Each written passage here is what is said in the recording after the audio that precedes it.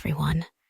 In today's video, we're going to share an unbelievable horror experience that happened at a well in the deep mountains. Although this story is fiction, its realism might just stop your heart. Through this tale, we invite our viewers to delve into the depths of human psychology and the essence of fear. Are you ready to embark on this journey? So, the story begins. In my youth, I'm embarrassed to admit, I was what you might call a lowlife, akin to a small-time thug.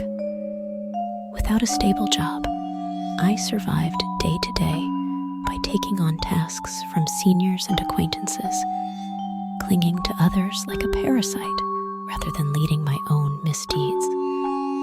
I've done plenty of dangerous jobs, delivering unmarked paper bags to specified locations at designated times, to a person wearing this type of clothing, blatantly risky tasks, all while turning a blind eye. One day, a feared senior called me out and handed me a bucket filled to the brim with a dark, jelly-like substance, instructing me to dump this in the sea late at night. Make sure no one sees you. I didn't want to imagine it, but the thought that it could be the remains of a person was terrifying enough to force myself not to think about it. Then came the day when I was summoned again by a senior known and feared locally. Let's call him N. Out of the blue, late at night, N called, demanding, "Come to my shop in Edix immediately." His shop was essentially a rip-off bar. Upon arrival, there was N and another guy I occasionally saw around, standing over a large black bag, tied up at the top, middle, and bottom, clearly containing something human-sized. It was evident, even at a glance, that the bag's contents were human. Up until then, the tasks I had been given involved items with unknown contents. Take this bag, never knowing what was inside, or dispose of this bucket filled with dark jelly. The only thing that kept me sane was that if I ever got caught by the police, I could claim ignorance of the contents. But this time was different. It was clear as day what was inside. Without any regard for my hesitation, N commanded, "Hey, we're taking this. Carry it." I wanted to refuse this time more than ever, but defying the fearsome N was out of the question.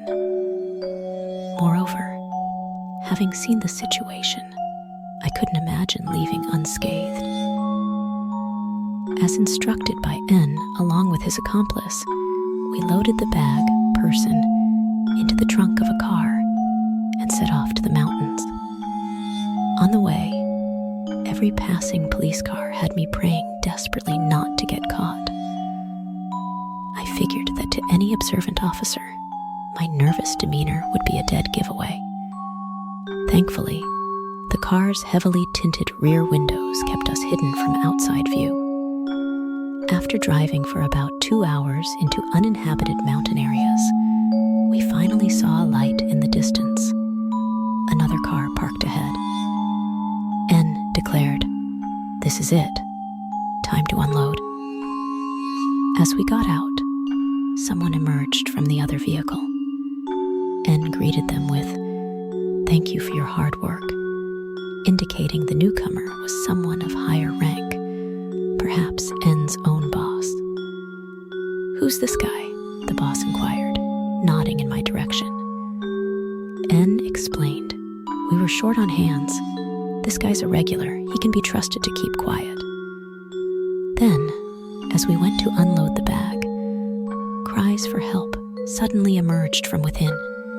"Please, save me, I beg you," the voice pleaded, confirming our worst fears.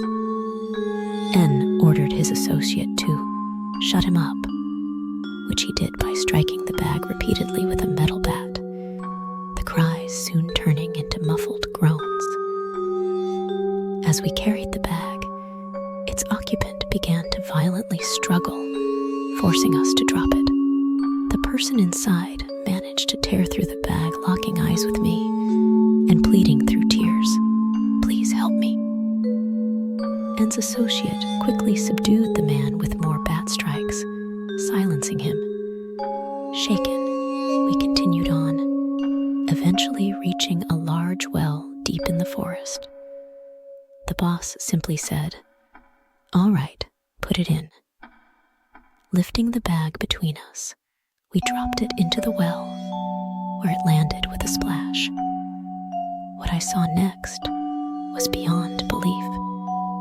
From the water emerged two pale, hairless figures, naked and inhuman, who enveloped the bag before sinking back into the depths. Stunned, I was speechless. Even N seemed shaken. The boss said, "Let's go." And without a word, we headed back to the car. Upon reaching the car, the boss warned, "You know not to speak of this to anyone," handing me a wad of cash. I accepted, understanding the gravity of silence in this situation. As we drove back in silence, N finally spoke. "Forget about today. This doesn't happen often." And with that, I returned home, forever changed by the events at the well. Reflecting on it later, I realized the disposal method was too unusual for these types of people. It led me to believe that perhaps the boss was the only one aware of the well's true nature. Since then, I can't even look at wells on TV or in pictures without feeling a deep sense of dread. Again, remember, this story is pure fiction. Please let it be. On this channel, we introduce fun, scary, and amusing stories related to Japan every day. If you enjoyed this story, please don't hesitate to hit the like button and subscribe to our channel. We'd love to hear your thoughts and the lessons you've taken from this story in the comments section below.